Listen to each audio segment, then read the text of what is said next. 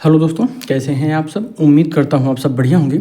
आज हम बात करने वाले हैं कक्षा 10 गणित विषय में दूसरे अध्याय में ग्राफ देखकर शून्यकों की संख्या कैसे बताएं। ये बहुत अच्छा प्रश्न है और आपसे इस तरीके का एक प्रश्न बहुविकल्पीय या अतिलघु में पूछा जा सकता है, यानी 1 या 2 नंबर में ये प्रश्न आपसे पूछा जा सकता है। बहुत महत्वपूर्ण है क्योंकि पिछली कुछ जो परीक्षाएं हुई हैं उन सब में ये प्रश्न लगातार, इस टाइप के प्रश्न लगातार बनते आ रहे हैं। तो इसलिए ये जानना आप सभी के लिए बहुत महत्वपूर्ण है।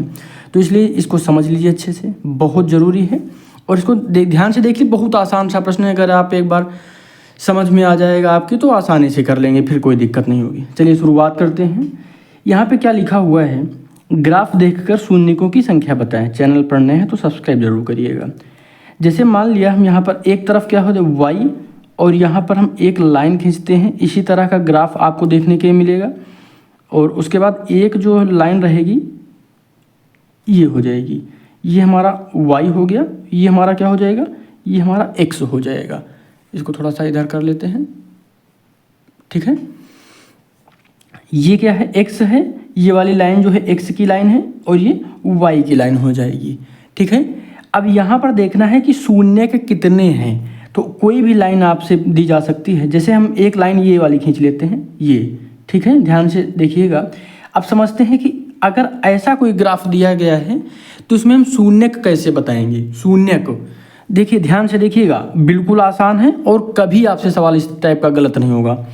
शून्यक जो होते हैं, जो x वाली जो ये लाइन है, इस लाइन को जितनी बार टच करेगा, जैसे यहाँ पर एक बार टच किया, दूसरी बार यहाँ पे टच किया, तो इसके शून्यक कितने हो जाएंगे। तो इसके शून्यक हो गए कितने, तो शून्यक हो गए 2। क्यों 2 हो गए, क्योंकि x अक्ष में 2 बार इसने इसको टच किया है। यहाँ पर कितनी बार टच करता है उससे हमको बिल्कुल भी मतलब नहीं रहेगा, ये याद रखिएगा, ठीक है। तो क्या होगा, जितनी बार x वाली जो ये लाइन है इसमें टच करेगा उतने ही शून्यक हमारे हो जाएंगे। चलिए हम एक बार और इसको समझाते हैं, एक और बना के चित्र बताते हैं आपको।